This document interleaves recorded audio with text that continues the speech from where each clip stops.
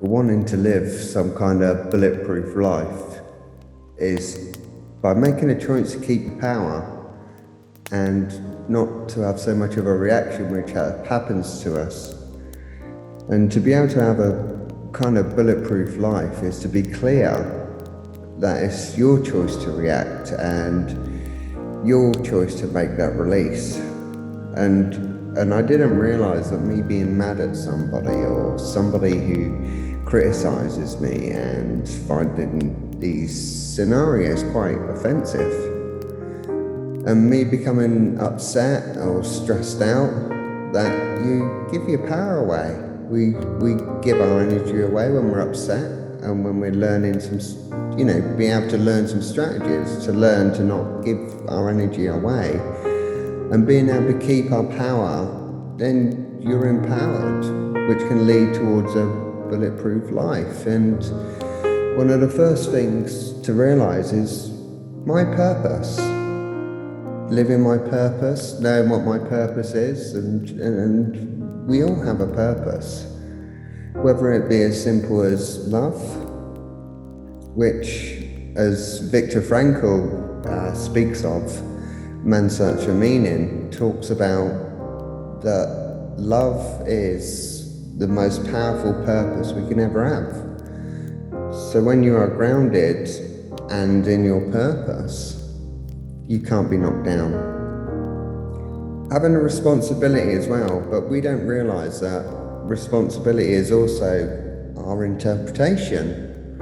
How I choose to interpret it, I'm responsible for my interpretation. So for example, you have a relationship breakdown, that's a fact. Where I go with that is interpretation. If I go down the route of I can't trust women, I'm worthless, I'm not meant to be in a relationship, it wasn't designed like this way, those are interpretations. Or you can look at it on a different aspect on this with interpretation, is looking at that her path has led this direction and I'm trusting that's her choice and I respect her choice. I'm better, I can grow, I can still trust people, this is going to make me stronger, grow my resilience, and this is even a gift. It's all how you choose to see it. And based on how you interpret, the feelings follow. Then your body reacts to your feelings, and then you interpret. All this interpretations just have a knock-on effect. So mind, body, spirit is all hitting rock bottom and we're struggling. And then all of a sudden you jump in that vicious cycle of reaction. So it's looking at when you're in traffic, it's gridlocked, everyone's bibbing. You can interpretate this and that you hate people and you become a monster and you're swearing at people, so on and so forth, people cutting each other up and swearing, and you're pretty much a heart attack waiting to happen. By how you react to this is giving your power away, which, is preventing you from having this kind of bulletproof life. So when you take responsibility on how you interpret something and how you see something, that shifts your energy, that shifts your joy, that shifts how you approach things. Also as well, trusting the process. What you're going through currently is only temporary, and what is permanent is how you feel. What's permanent is how your attitude is. Even if it never changes, your health never changes, you can still be joyful, you can still be happy, you can still be blessed. And you have more of a probability of this shifting by shifting your attitude and by trusting the process. Because when you don't trust something, you tend to resist it. And when you resist something, you give your power away, you're giving your energy away to a negative situation. Fear's the expectation that the worst is going to happen. And faith is having the knowing that everything's going to work out. And confronting this. Whatever's stopping you from this bulletproof life, don't avoid it. Don't be afraid to confront it. And confronting means having a conversation, whether with yourself, your spouse, the people around you. Be willing to tell the truth. When you don't tell the truth, you're in resistance. You're choosing a negative interpretation. One way to do this is looking at results. Look at your financial results. Look at the results you have in your friendships, your relationships, results in your health, mind, body, and take inventory. And one way to take this on a scale 1 to 10, where is my health? Also, integrity. We take our foot off the gas when we're keeping our word, our promises, and the biggest thing I've noticed is the more power people have, the more excuses and the more justifications they have. And integrity is about being whole and complete. It's about being one with. When I communicate what I do, I want to create. And expand your comfort zone. So challenge your limited beliefs. Challenging, I can't do that, or I never can do that, or that's too big for me. And it's just being able to tackle this stuff head on, even though when we don't want to. And it's tough, it's difficult, we can be up and down. And it can be really tough when you're entangled in this complete up and down of madness. And it's learning to trust the process and confront this, your integrity, and expanding your comfort zone, and also enthusiasm. And live your life with passion and enthusiasm, and put passion in everything you do. Enthusiasm in the breakdowns, and enthusiasm in the breakthroughs, and the enthusiasm in everything you do.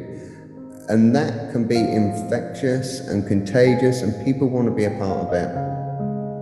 And the first thing goes out the window is when we're on a breakdown, it's the enthusiasm. So our fear kick in, we start having dark conversations with ourselves. So it's learning to be able to tackle this stuff head on.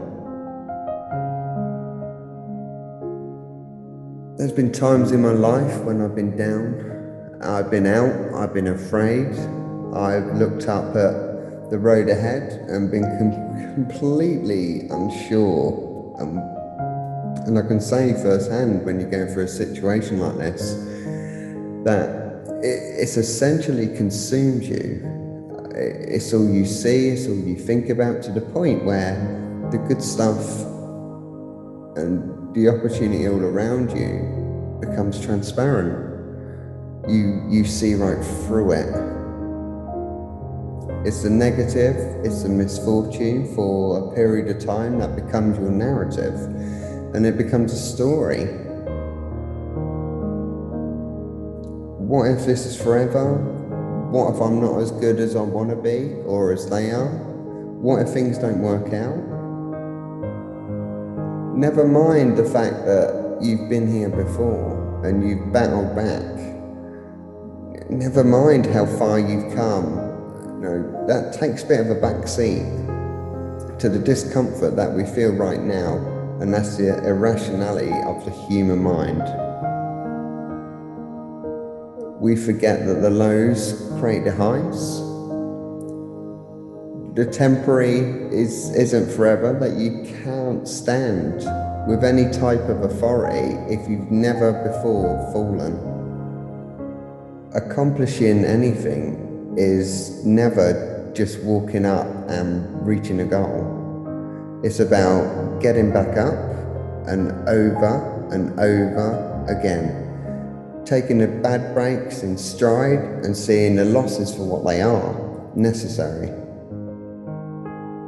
What if I told you that the difficult times weren't just manageable, they were what you needed. Those moments when you felt helpless, or a bridge to something better. A demonstration of just how capable you really are and how strong you really can be. Feeling lost, feeling defeated, sure, it's unsettling. But it's also a reminder that you are exactly where you need to be, in one form or another. Your struggle becomes your answer. Life isn't all about calm seas and sunny skies and rainbows, but if you let it, it will really teach you any weather or storm to come out on top. Never lose sight of the opportunity, it is there, hiding behind the struggle and bursting the ups and downs, and when you know you will not let yourself down, that you will get up. Struggle becomes a building block and not a weight around your ankles. With each stumble, you become taller. With each step, you step forward. The problem will never be tough times, it will be refusing to find that next level for fear of that materialization. Regret is a choice. And for those who refuse to stay down, it will be a choice that they will never know. When it matters most, when the odds are against me, when the president says no, there I'll be. When the right path happens to be the lonely path, and victory is separated by a drop 1 million feet deep or a cliff 2 million feet high, there I will be. When they expect failure and anticipate defeat, celebrate each setback, and there I will be, standing tall and ready. When there appears to be nowhere in, when my demons push me out, when my senses advocate retreat and the path forward is closed in doubt, there I'll be, standing tall and ready. When I feel alone in my pursuit of tomorrow, or tempted by the comfort of yesterday, when pride whispers of their relentless criticism and my legs cry out in exhaustion, there I will be, standing tall and ready. When hell raised down and faith lets up, and my reason to the beginning is replaced by a million little reminders of all that can go wrong, there I'll be, all standing tall and ready. When the skies look like a ceiling, when the floor feels like whole, and every light possible around us dims, and eyes rolls and doors locked, and when the sun submits and the clouds emerge, gravity plexes my knees and I tremble, and there I'll be. Never will I back down, never will I cower or settle for the present when our future is limitless. I will get back up until I've made my point, won my battle, secured my fight. The world is simple, moving forward is not without its tests and lessons, but as long as I continue on, I can evolve, I can grow, and with every step I win, and there's no running away or right flags or surrendering to the man in the mirror. We all become a conqueror capable of bringing me down, and though nothing would tell me what I can be, but I'll always be there standing tall and ready, and not because it's their will, but because each day is mine and not theirs. And I'm tired and I'm worn, but I'm here. And I'm ready for anything that waits ahead. And it's something we need to be able to prep ourselves for. And this can be tough, especially when it goes round and round. And sometimes you're right where you need to be. And sure, you have your doubts, and perhaps you're tired, alone, fearful, feeling exhausted. And maybe you're trying to make sense of a world that just comes across as too complex. And all you see is here and reasons to turn back, to find shelter, to run. Don't. Regardless of how hard it seems, don't. You are right where you need to be. And turning thoughts to things, making life full of dreams, what makes change so interesting and so powerful yet deceptive is that it comes to us in small doses. No one feels a tug or erosion, yet it chips away, and so do you. Removing piece by piece the old you, the world you're moving away from, and piece by piece, you unveil the promise of your becoming. You may not see the whole picture, you may not understand the whole story, but right now, in real time, it's being told. And you are right where you need to be. We just weren't equipped to understand what that looks like. It's never been what you see that makes you uneasy. It's what's missing which hurts. The disillusions you wanted, the changes you expected, the finish line you visioned. It's the wondering, how long must I wait? Did I make a wrong turn? It's a joke on me. But it's this line of questioning that causes so many to stop and quit. Unaware of how close they were, ignorant to the foundation, on the set foundation they were standing on. What you need is not a miracle, it's to simply carry on. To keep laying those bricks, because not be one, be wasted. Sometimes you don't realise that you're on the 80th floor until you look down. That climb can be frustrating, exhausting, upsetting, and it isn't always glamorous, but it's necessary. And strength comes from understanding that truth. You are right where you need to be. The world can't take what you refuse to give in, and self-belief is non-negotiable. It's off the table, your most prized possession, so hold it tight, and it will be needed when the journey feels long and lonely and impossible. You know you can always take one step forward, and that's the essence of life, part of a progress. And think about the steps, the lessons, the self-discovery, which has led you to this intersection of now and forever. This new beginning comes to whatever's next. You are right where you need to be, and you are armed with the decisions that brought you to today, and the courage to let them carry them into tomorrow. So you could be anywhere, but you are here. And as you strap up and settle in, you'll see that right here is everything you need. One of life's greatest lessons is yesterday is only as powerful as we allow it to be. Yesterday is an idea, a story, a movie that started and ended.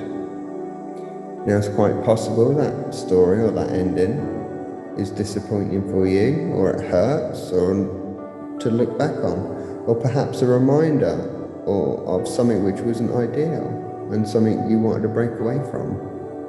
So the question is, why do we give that old story power? Why do we relive it? Why do we create this self-inflicted wound? See, the past undoubtedly played a critical role. It brought you to where you are now. In many ways, it shapes your worldview and constitutes your beliefs, and it's the very road to this moment. And there's value in that. But imagine this scenario. But imagine stepping into your car and turning the keys and thinking to yourself, you can in this very moment only drive down the roads you drove down yesterday. Only associate with the street signs you know, the places you know, and your reality now is determined what you've already done. So adjust and get used to it. And the person holding the wheel controls this. We are saturated with freedom. There is so much opportunity and possibility and potential in front of us that we fail to see because we can't stop thinking about that fictitious story we call yesterday. We confuse the path we took then for the one we need now, away from the steering wheel. What is that story and what was? The gateway to change is unshackling ourselves from those imaginary monsters. And more often than not, the answer isn't within finding a solution, it's within cutting ties with those things that those ties no longer serve us. Then we start seeing the world as it truly is. Then we see the magic laid out before us. And I get that it's easier said than done. Leaving a part of us behind hurts. Looking in the mirror and being vulnerable enough to say, I can be more than this. It's really not easy, but it is possible. And everything starts with how we see ourselves. And while we remain captives to the past, everything about who we think ourselves to be are outdated, neglecting one of our superpowers, which is the perpetual ability to restart. So what we need to be able to do is pull ourselves up. Yes, okay, that hurt, but undoubtedly we need to pull ourselves up. And it's never the question on the Excel of treasure map exists, but trust me, it's there. The question is whether you can pause that story in your head, the tales of a dark, mean and scary world trying to hold you down. Pause the idea that you're nothing more than the you of yesterday. You're nothing more than how people knew you to be. Pause the idea that you're nothing without that job title or relationship. Pause that idea that you need him or her or them in your life. Every day you wake up, you're a blank canvas. Who cares about yesterday? What do you want to paint? What do you want to paint now? And when you walk out your front door, where do you want to go now? Step outside that circle of familiarity and see how artificial and ridiculous these boundaries are which we place around ourselves. Life is an invitation, not a set of requirements, and when you free yourself of that, not only will you feel like someone new and experience life how it's supposed to be experienced, but you'll see that this world will conform to your new definition. The world wants to support you, it wants to lift you up. And yeah, it may be challenging, upsetting, and strenuous and make you work harder and braver than you've ever been before. But it is at the end of the day your ally.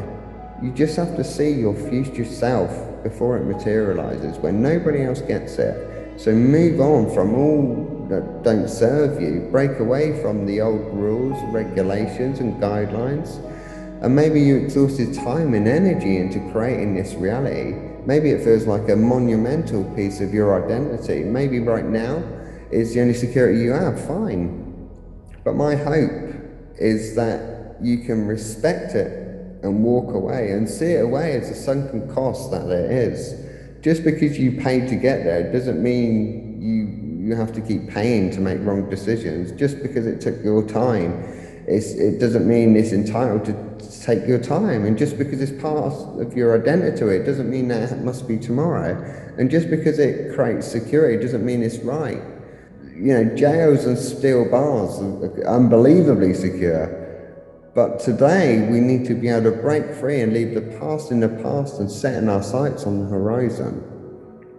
And today is the end of yesterday and the beginning of the rest of your life. So depending which way you take this recording is do you have control of changing the fate of where you want to be. And sometimes you don't really want to get up and get out of bed. Yeah. So you get up and you get out of bed. Even when you're struggling, even when you're discouraged and you feel like other people have given up on you, Don't ever give up on yourself. And right now, between me and the person I want to be, and there's a gap of skill sets, but once you know your mission and once you believe that you can accomplish anything you say your mind to, then you can do the extraordinary. A famous quote here from Carl Jung is, "I am not what happened to me. I am what I choose to become." And the sad reality of most human beings is just that. Most people do believe they are what happened to them. Most people equate that self-worth with their past, with their achievements, with how other people view them. But we are none of those things. We are, as Jung can put it, who we choose to become. We're always one decision away from a completely different life. What happens to us is never a choice, but how we choose to feel about what happens is always our choice. How we choose to respond to life circumstances is a choice. Who we decide to be in every moment, including adversities, will determine the quality of all life. Leave your past behind and decide today, now, who you will be from this moment forward. Until you make the unconscious conscious, it will direct your life and you would call it fate. Again, Carl Jung.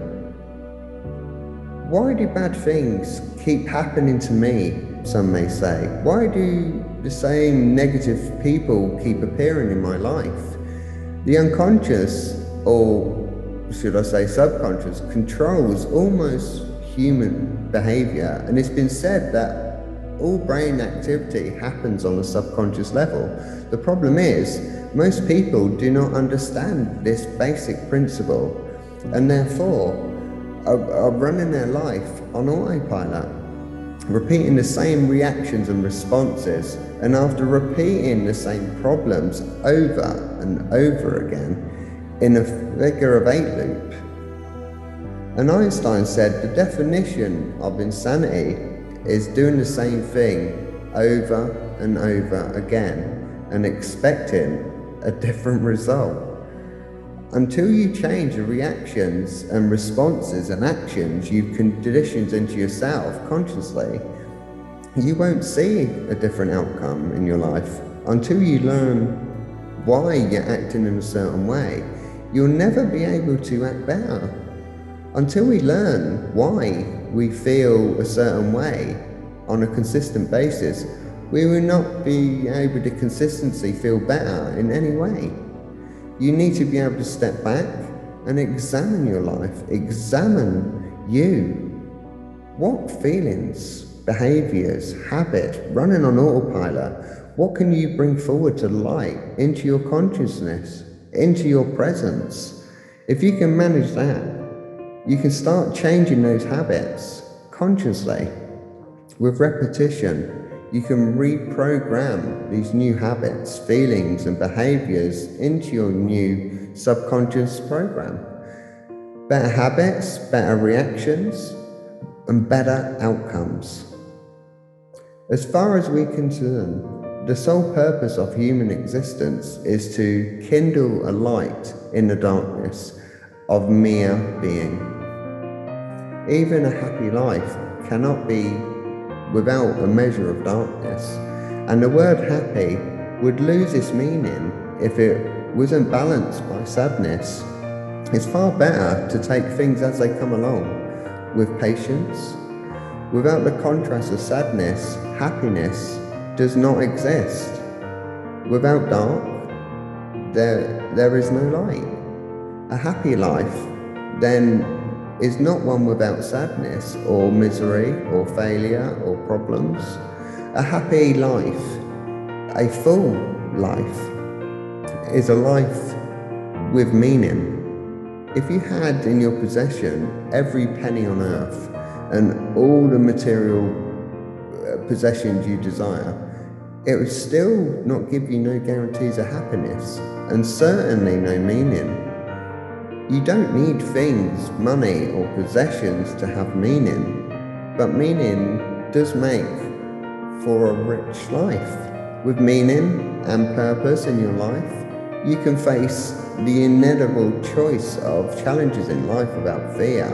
And without meaning and purpose in your life, you can let go of the past, because there's always a brighter future to work towards, to believe in tomorrow. Meaning and purpose give you reason to get up in the morning, enthusiasm to go about your day, purpose for living. Kindle a light in the darkness of your being. Discover who you are. Develop a life of meaning and purpose, and accept everything and inevitable challenge which comes your way. It all depends on how you look at things and not how they are in themselves. Whatever happens in your life is not reality, but rather your interpretation of it.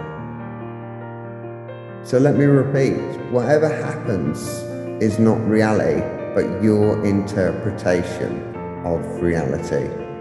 On one of your best days, a challenge appears, and you deal with it with presence, with confidence, with competence.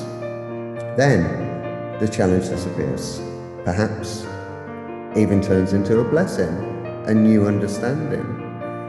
On one of your worst days, the same challenge appears. You'll react angrily, unconsciously. The challenge turns into a bigger issue, a larger problem, and consequently affects your life and others in a much bigger, not so pleasant way. What happened? It was the same challenge. It depends how you look at it. We've all experienced moments like this. Problems that escalate, and due to our reaction, challenges that disappear due to our reactions. It's not how things are, but it's how we see them. We can see beauty in anything and ugliness in anything. The real question is, what do you choose to see? Thinking is difficult. That's why most people judge. We have to step back and catch ourselves judging. And this is not easy, because we all want to think of ourselves as good human beings. And you may well be, but you must take ownership of your judging as much as the next person. Judging people, judging things, judging circumstances. How do you judge? Who do you judge? Has there ever been a moment in your life where you've judged a person or a situation and then realised when you realised you was completely wrong? I think personally we've all had this experience. We should never judge a person or a situation where there are no facts. If we don't know, we must accept we don't know and expect the best. We really do choose how we see everything, and anything can be seen positive or an optimistic lens if that's our intention. Make it your intention. Your vision will become clear only when you can look into your own heart. Who looks outside dreams, who looks inside awakes. Again, Carl Jung. Those who look outside and others to society for an indication how they should fit into a room, into the world, are lost in a dream, or perhaps a nightmare. And to be able to awaken is to be able to look within and look within your own heart and trust your own intuition, and to be able to be brave enough to live life on your terms, not carrying for other people's opinions and judgments, and only focus on what lights you up, the authentic you, living your authentic life. That is the awakened life, the real you, living with freedom of all outside expectations and opinions. Knowing your own darkness is the best method for dealing with the darkness of other people. Again, a quote of your Carl Jung. And when we understand the place of true humility, and we're capable of the darkness, and that darkness is within us all, we can then have empathy for the way others act. Understanding that everybody is doing the best with their life circumstances they've been presented with. And Maya Angelou says, if they feel better, they do better. We've all made mistakes, but for most of us, when we stuffed up, we knew better. So we did better. We no longer wanted to hurt others or our house through our behaviour. We learned a lesson and we moved on. For most people, the darkness doesn't hang around for long, but it should give us some compassion for others, knowing that even we have made mistakes. No one is perfect, and perhaps with the same life circumstances, we would not do any better than the other. Perhaps if we went through what they went through, we would not have the tools to do any better than they are doing. It does not mean condoning any type of behaviour. It's understanding that no baby was born evil or with bad intentions. Everything that irritates us about others can lead us to an understanding of ourselves. Again, from Carl Jung, anything that irritates you in another is likely within you or within your shadow. They are the things that we are most afraid of coming out of ourselves. It's like a mirror for your own personality. What irritates you in others can teach you important things about yourself. Pay attention to those things that others do which irritates you, and perhaps something you can work on too. And where love rules, there is no will to power, and where power predominates, there is love lacking. The one is a shadow of the other. Carl Jung. And how badly do we need more love and less power in the world today? The endless seeking of power and control is due to a lack of love, a lack of connection, and even empathy from others. And ask yourself, how can you let go of your own need for power or control, even a little? And how you can bring more love, compassion, and understanding and giving in your own world. We cannot change anything until we accept it. Condemnation doesn't liberate, it represses. Carl Jung. And you are what you do, not what you say you'll do. Carl Jung. We do live in this kind of world where many people talk too much and act too little. As Jung says, you are what you do, not what you say you will do. You do not need to tell the world or tell anyone what your plans are. You can show them with your actions, with your results. That is ultimately how we are all judged anyway, on how we show up every day, who we are, what we do, never who we say we are or what we're going to do. Less talk and more action.